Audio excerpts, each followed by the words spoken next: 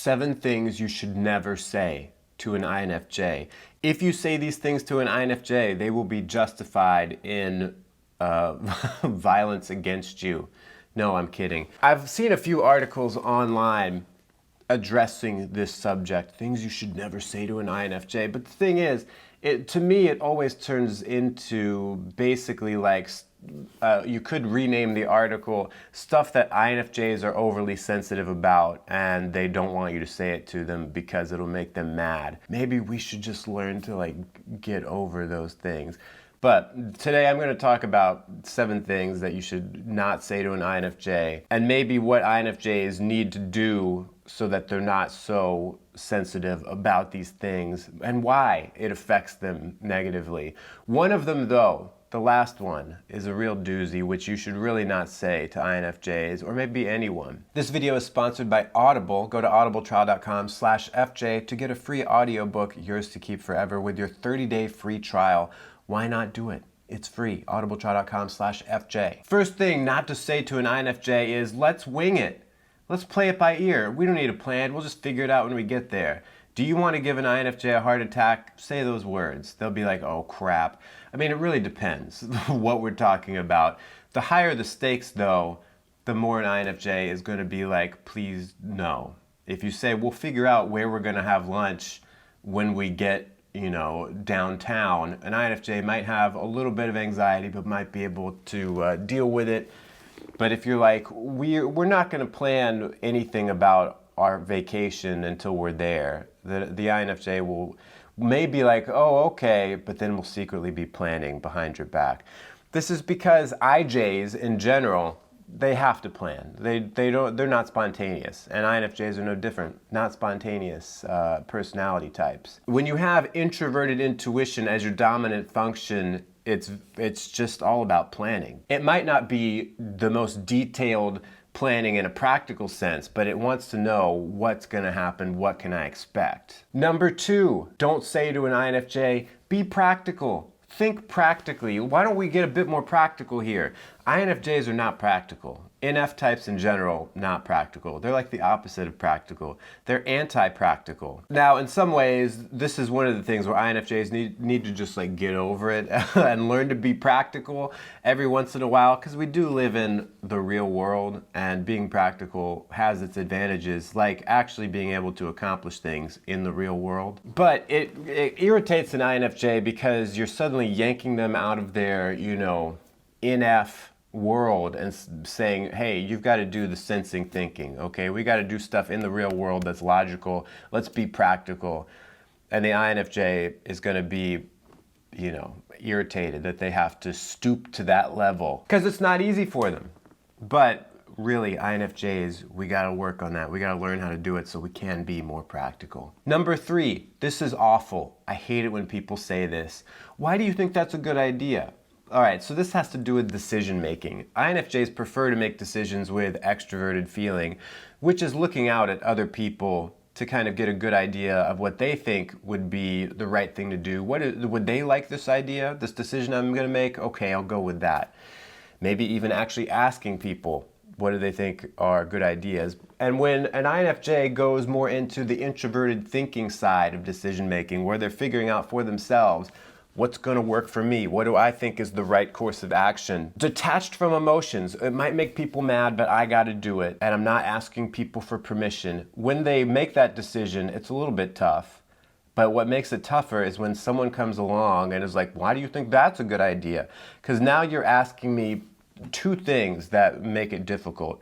You're asking me to like defend my thinking decision, my logical decision that isn't the thing I'm most comfortable with, and I would rather just do feeling, but I've got to stick with my thinking. Oh, that feels uncomfortable. But then you're also, by asking that question, especially if there are follow-up questions like, well, what do you think about what about this? That doesn't make sense. Do this, blah, blah, blah. What about this idea?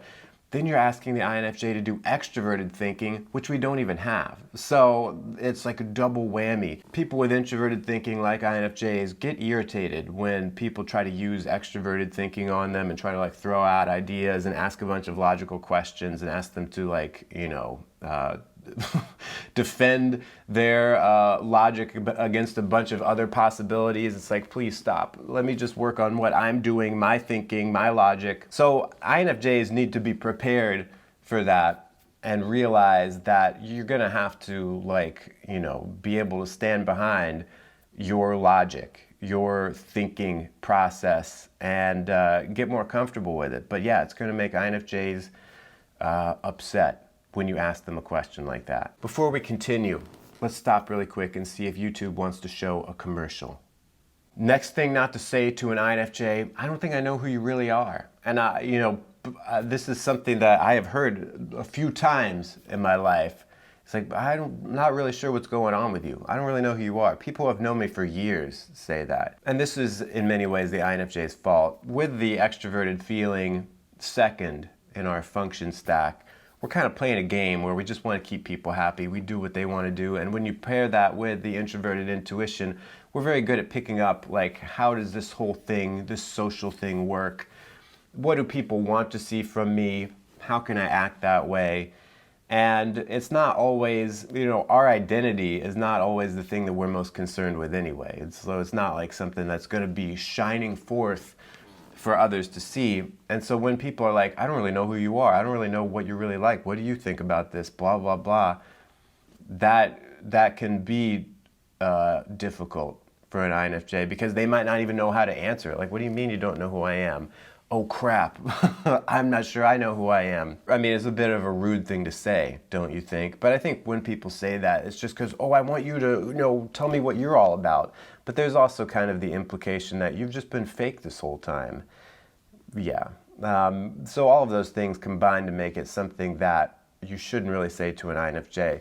But INFJs should be working on their own identity and being able to, stand out in that way and be able to know who they are. Next thing, not to say to INFJs, we got to do this a different way. We got to try something different. This way that you've been doing things, do it another way. And a lot of times this can come up in career situations on the job where your company imposes something where you have to do something different, you have to use different software, or even if it comes from, when Apple updates the iPhone and suddenly there's this whole new weird way of doing stuff, the INFJs are going to be like, no way. They're going to be like SpongeBob in that meme, all right, I'm gonna head out. That's the INFJ reaction to, let's do something new. How about no? When you try to force an INFJ or introduce them to a new system, a new way of doing things with a bunch of, especially when it's a bunch of new sensory stuff to deal with that they've never seen before,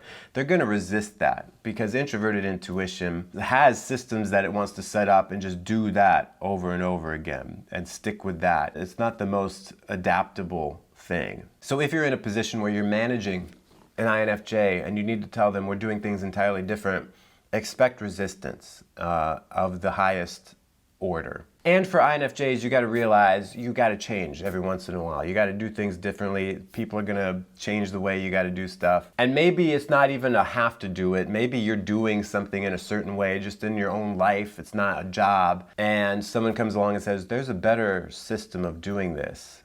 You got to learn to be a bit open to changing around the way you're used to doing things. Here's another thing not to say to INFJs. Don't sweat the small stuff. Hey buddy, don't be so worried, don't sweat the small stuff. For INFJs, they're naturally worriers, naturally anxious, and naturally sweat the small stuff.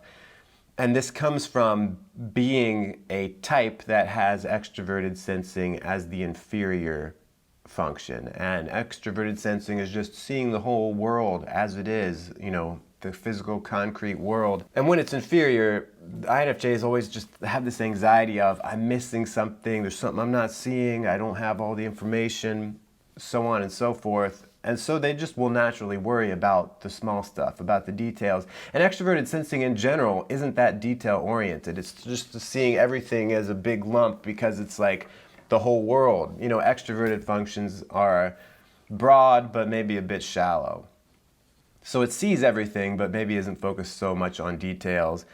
And that mixture of it being inferior and generally more broad makes INFJs realize there are so many times in my life where some little detail came up and tripped me up and set me back. So INFJs overcompensate by sweating the small stuff. When when they become aware of it, they'll be like, oh crap, I got to think of all these little things, make sure they're all in line, because I know if I don't, hold myself firmly to this thing, I'm going to forget it. I'm not going to see it. Focusing on the small stuff, the details, is good. It's good to learn to, begin to focus on the sensory, but try to realize that the anxiety that's coming from it is hyped up because of your personality type. And you can relax a little bit. Now lastly, the thing that you should not say to INFJs, and this is really something you shouldn't say to INFJs or anyone really, and this is something that would bother most people. I mean, a lot of these things on this list would bother a lot of people, but they're just specifically INFJs are going to get really set off by it. But this last thing, don't tell an INFJ you ought to be ashamed or something like that along those lines of trying to make them feel ashamed. Now look, everyone does things wrong.